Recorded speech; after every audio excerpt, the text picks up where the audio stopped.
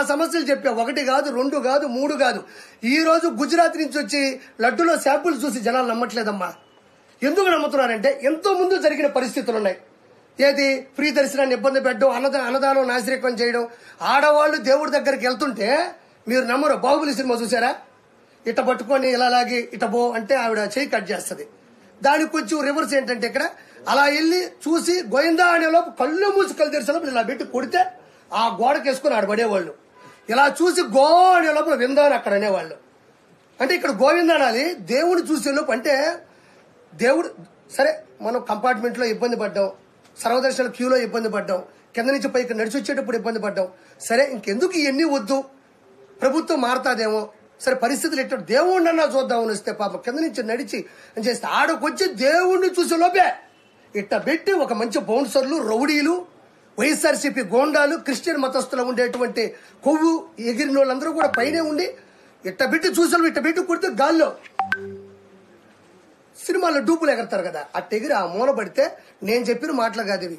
మీరు ఒకసారి యూట్యూబ్ లోకి వెళ్తే తిరుమల తిరుపతి దేవస్థానంలో పడ్డ ఇబ్బందులు కానీ చూస్తే మీరు అల్లాడిపోతారు. లడ్డు ఎంత సైజు ఉండాలో ఆ సైజు ఉండేది కాదు. పొరపాటును ఎవడైనా అడిగాడా అంటే మీకు తెలియదమ్మా, తిరుమలలో కూడా ఒక జైలు ఉంటుంది, అది మనకి ఎవరికి కనపడదు. ఆడకెళ్ళి కుక్కను కొట్టి కొడతారు. ఎవ్వరు ఏది అడిగినా సరే ఇమ్మీడియట్లీ వాళ్ళ కస్టమర్ కాలనీ వెళ్ళిపోద్ది. ఎక్కడ లడ్డు అడిగాడు సార్, ఎక్కడ అన్నం బాగాలేదన్నాడు సార్, కొండ మీద అది లేదన్నాడు సార్, ఇది లేదన్నాడు సార్ అంటే కుక్కను కొట్టి కొడతారని చాలా మంది కూడా యూట్యూబ్లో కూడా వాళ్ళ ప్రైవేట్ ఛానల్లో పెడితే చిన్న చిన్న యూట్యూబ్ ఛానల్ కూడా కోట్ల మంది చూశారు తిరుమలలో ఇలా ఉంటుందా అని. ఒక రాష్ట్రం, రెండు రాష్ట్రాలు, మూడు రాష్ట్రాలు, అన్ని రాష్ట్రాల్లో కూడా దీని మీద గొడవ జరిగింది.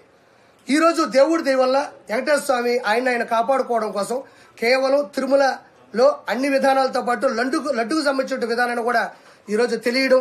ఈ రోజు కర్ణాటక కానించి, మహారాష్ట్ర కానించి, పూణే కానించి, ఢిల్లీ కానించి, ఆంధ్రప్రదేశ్ కానించి ఎక్కడ పెట్టినా దీని గురించి హిందూ మతస్థులంతా గొడవలు పెట్టుకుంటున్నారు. కేవలం ఏంటంటే ఆయన క్రిస్టియనిజం బతకాలా, 7 కొండల మీద వెంకటేశ్వర స్వామి ఉండకూడదు, ఇదేదో భలే ఉంది. క్రిస్టియనిజం పెంచాలంటే 7 కొండల మీద మన దేవుడిని కూడా ఈ మధ్యన చూస్తున్నారు మీరు. హిందువులు దేవాలయాల్లాగే దేవాలయాల్లో జీసస్ను పెట్టడం, ఆయన మీద శ్లోకాలు రాయడం, పాటలు పాడడం, కోలాటాలు చేయడం చూస్తున్నారు ఈ మధ్యన మీరు. హిందూ దేవాలయాల పోలికతో జీసస్ కూడా అవే చేస్తున్నారు. ఆయన నేను తప్పండంలే. అంటే ఇది ఇంకా పెట్టలేకపోతుంది. హిందువులు చాలా బలంగా ఉన్నారు. మనం కూడా ఏం చేయాలంటే మన దోవలో వస్తున్నారు వాళ్ళు. ఆ తర్వాత రోజా